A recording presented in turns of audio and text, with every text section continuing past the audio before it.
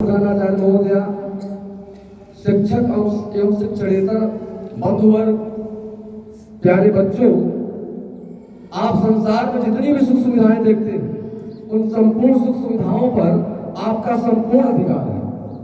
आप जो देखते हैं, देखने के अलावा जिसकी कल्पना भी करते हैं उस पर भी आपका संपूर्ण अधिकार होना चाहिए, लेकिन उसके लिए आपको कठोर परिश्रम की आवश्यकता है।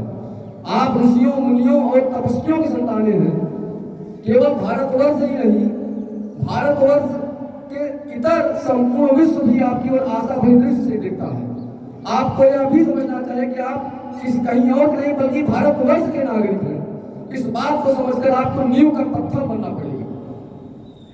जब आप जिस दिन ऐसा सोचेंगे उसी दिन आप पूरी संपूर्ण मनोयोग से आप अपने लक्ष्य की ओर ध्यान देंगे, तभी आपका और संपूर्ण विश्व का कल्याण हो सकता है।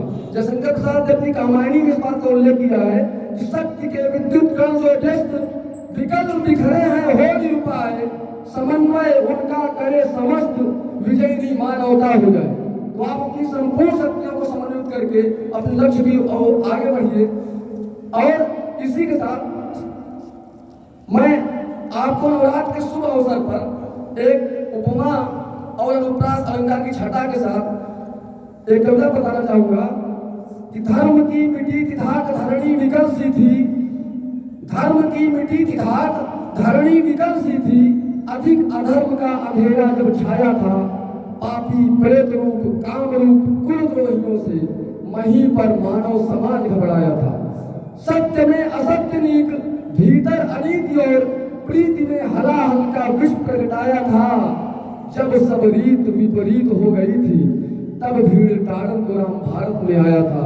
जब सब रीत विपरीत हो गई थी तब भीड़ ताड़न को राम भारत में आया था। आप ही राम हैं, आप ही श्याम हैं, आप ही घनश्याम हैं। आप अपनी शक्ति को पहचानिए, काज प्रसाद ही रहा बलवाना। इन्हीं सब बातों के साथ मैं अपनी वाणी को विराम देना चाहूंगा। आपका संपूर्ण ध्यान अपनी पढ़ाई पर, अपने लक्ष्य पर होना चाहिए। सारा विश्व आपकी ओर आशा भरी दृष्टि देख रहा है। धन्यवाद।